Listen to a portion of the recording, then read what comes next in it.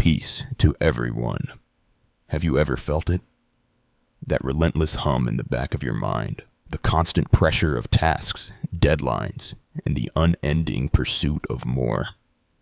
It's a feeling many of us know well, a subtle yet powerful current that can pull us away from what truly matters. We chase after success, covet achievements, and work tirelessly to secure our place. But what happens when we finally grasp that prize? Often, a strange shift occurs. The satisfaction is fleeting, and our desires, like restless waves, push us from one pursuit to another, never truly anchoring us. As it's been wisely said, "Son, a man often strives hard for something he covets, but when he has secured it, his feelings change, because they do not cohere strongly round the same object, but thrust a man from one thing to another." Therefore, self-renunciation is not a trifling thing, even in trifles. This isn't just an ancient adage, it's a profound truth. True progress, true freedom isn't found in the accumulation of external achievements, but in the quiet strength of self-denial. The man who has learned to deny himself, to relinquish the relentless grip of worldly pursuits, is truly free and safe.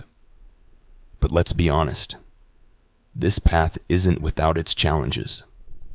The old enemy, as it's often described, that subtle voice of temptation, never ceases. Day and night, it devises grievous ambushes, hoping to tumble the unwary into the snare of deception. It whispers of scarcity, of missed opportunities, of the need to constantly strive. This constant temptation to be preoccupied, to chase the next big thing, to endlessly manage and control, steals our peace and clouds our judgment. It's why the wisdom of the ages echoes with a timeless warning. Watch and pray lest you fall into temptation. So how do we escape this relentless cycle? How do we find that freedom from constant business preoccupation? Let's explore some powerful strategies rooted in ancient wisdom and timeless principles. First, we must understand the deception itself.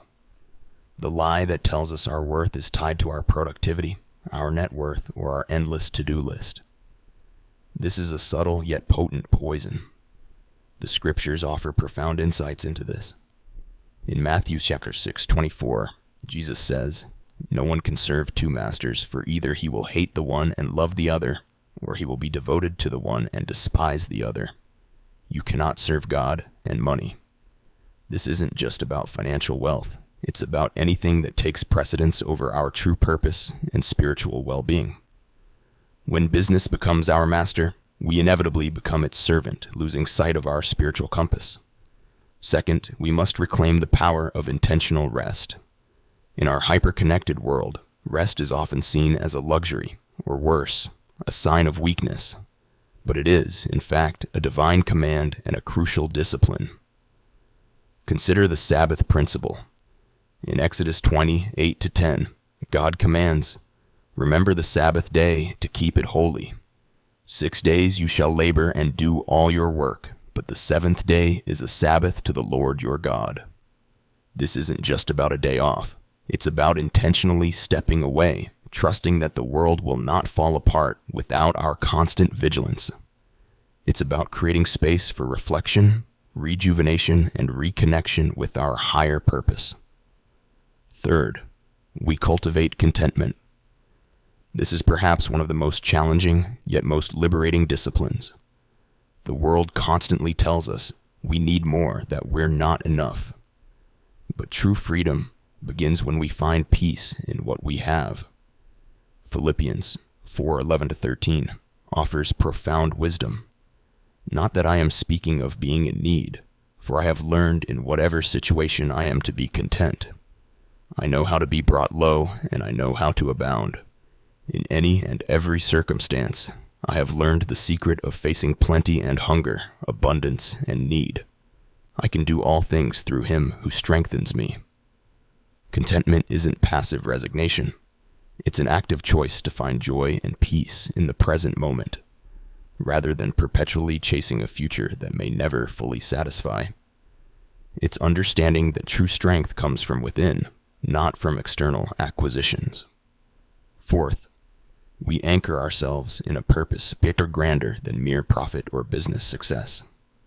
When our primary aim is simply accumulation, we become adrift. But when our work is aligned with a higher calling, it takes on profound meaning and brings enduring joy. Colossians chapter 3:23, chapter 24 reminds us, "Whatever you do, work heartily, as for the Lord and not for men, knowing that from the Lord you will receive the inheritance as your reward. You are serving the Lord Christ." So watch and pray, guard your heart, and deny yourself the fleeting allure of endless striving, so you may embrace the lasting peace and freedom that awaits. It is all about Jesus.